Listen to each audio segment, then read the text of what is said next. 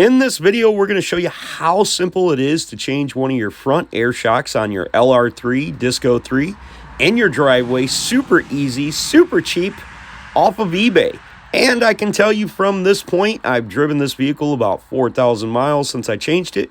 The eBay shock worked just fine. I'm very pleased with it, and everything's back to normal. So if you're ever driving down the road and you get the red signal or the orange one, you want to check this video out. Okay, so we need to depressurize our system. So we're going to go ahead and put that on lower. So we need to jack the vehicle up, and we're going to do that right up here on the frame rail, right here. And if you're jacking it up on the driver's side, make sure you don't jack into your air tank underneath here. But put it up here on the frame rail. Don't jack it up here unless it's absolutely necessary. We're also going to end up removing that jack later and putting a jack stand underneath there because we're going to need the jack to jack the shock up into the place that it needs to be. Well, for quite some time, I've had a leak in this shock, and it sounded like metal dragging on the ground, but it was actually just a leak in the shock. And you can hear that as I raise it up, that air's coming out. Now, it used to be back in the day that these were really expensive shocks, but I found these on eBay. I'm hoping that these eBay shocks work good. We are going to replace it with a air shock that is supposed to be factory fit to this Land Rover, or factory style fit, because this thing's probably made in Indonesia by some 12-year-olds. Or heck, even 7-year-olds for all I know. Now we're going to take off the 22mm bolts that hold our wheel on. Located on each wheel, we're going to find the leveling device. Sometimes these break, and I do have video under my Land Rover playlist showing you how to repair these. Super easy and super cheap. If you're not having a leaking problem like me, you want to check these out and make sure they're all connected before you go and spend all the money to get new shocks. A lot of times this can go defective. Now this probably went defective because it's got some rocks or sand up inside it. I'm gonna try to take it apart once we get it, get it out of here and changed. One of the things I had a thought about, and I never done it on this particular model, but I did do it on an old Disco, was I filled the shock up with Fix-A-Flat, actually green slime from Walmart, and it worked. If it only had a small leak to it, it was fine, but usually the rubber starts rotting on these, and that's what causes them to leak. But that was the older style, and that was actually an exposed airbag. Now they got these covers over them and stuff, and because this is a 2006, I mean, this thing lasted for a long time. I've owned this vehicle for a couple of years, and I'm real happy with it. A good preventable measure to keeping these things from rotting is to spray a very light oil down inside, up inside the shaft. Not so much to collect, so you don't want to keep rocks and dirt up inside there, but it'll help moisturize the rubber and keep it working. Okay, so I greased down the nut over here with some PB Blaster. It's a 24mm nut there and a 21mm bolt on the other side. So we're going to remove them. Now up on the top we have 3 15mm nuts, and yes, I know that there's an airline back there. At this time we can't get the airline off without lowering the shock. Once we get our nut removed, we're going to tap the bolt back with the hammer. Now after we tap that back with the hammer, we're going to use a punch to push it the rest of the way through. Okay, so to get on the back top one right there, I'm going to use an adjustable 3/8 ratchet with a shallow 15mm, and I'm able to get that one loose.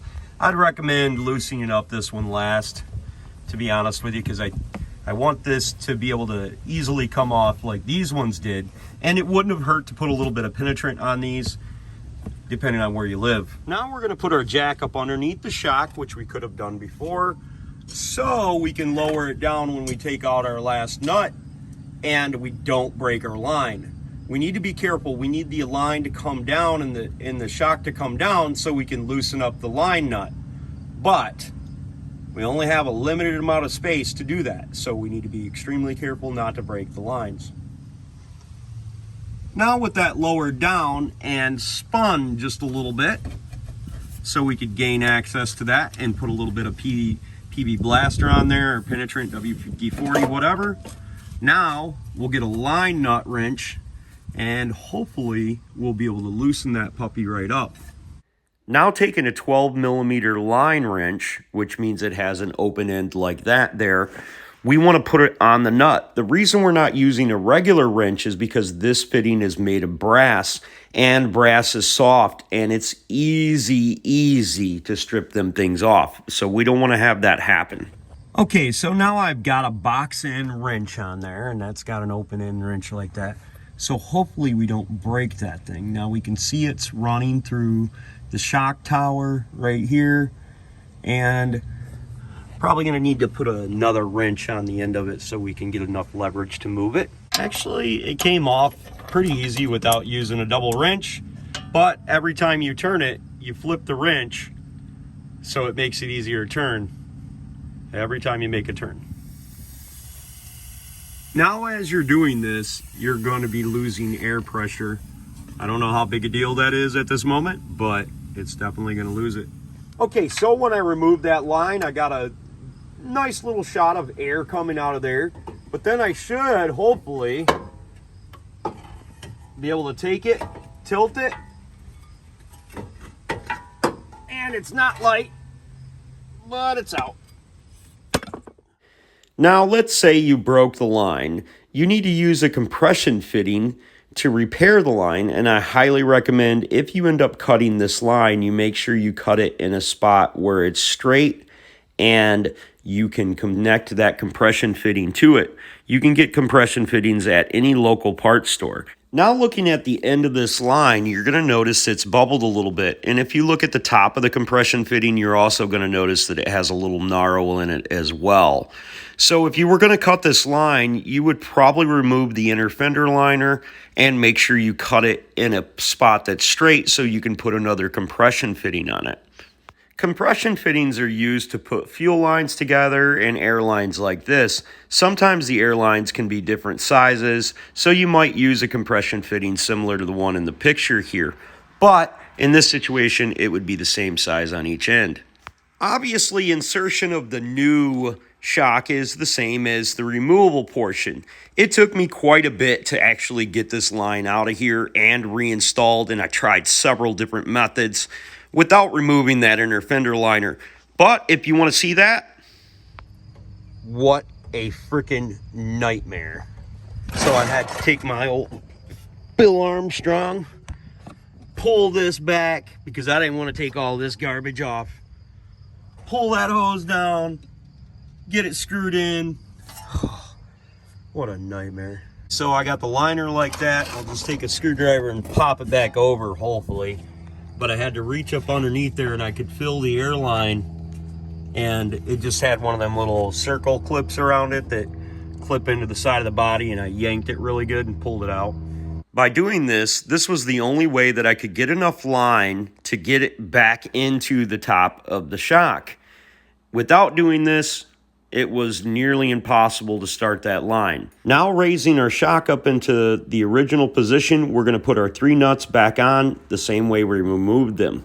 And now I'm going to stick a pry bar in here and run it down the shock, so when we go to jack it up, hopefully it jacks up into place and we can get our bolt in there. Hang on, it's not going inside the hole.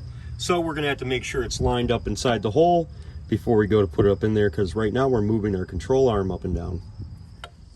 So you may have this situation where it's a little bit wide, not terribly wide, but you could scuff it up on the end so it fits in between the ears. Basically what I'm saying is we need to sand down each end of the shock on each side so it will fit in there, but only a little bit. So using an air tool similar to the one that I got right here, we're going to quite simply take that and grind down each end of the shock. Eventually she's going to fit between there, but you get the idea. All right. Couldn't quite get it up in there, so I just took a socket, and hopefully as I hold this, it'll roll up in there.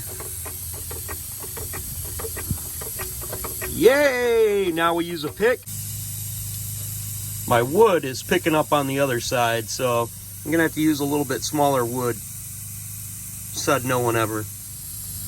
Now using your punch, you may just have to pull this a little bit inside that hole to get it squared up so you can insert your bolt through there. Okay, you may have to use a hammer to tap that in there, but be really careful and make sure you're pretty close at having that hole lined up. Okay, since I've never done this, here comes kind of the moment of truth. She's laying down on the ground, not supposed to be. So Pat's gonna start up the car. Now my only concern is that when I was trying to get that line on there before I figured out to pull the fender well back, is that I potentially cut that line, or I need to access the ECM and recalibrate the suspension. Vehicle suspension raising slowly.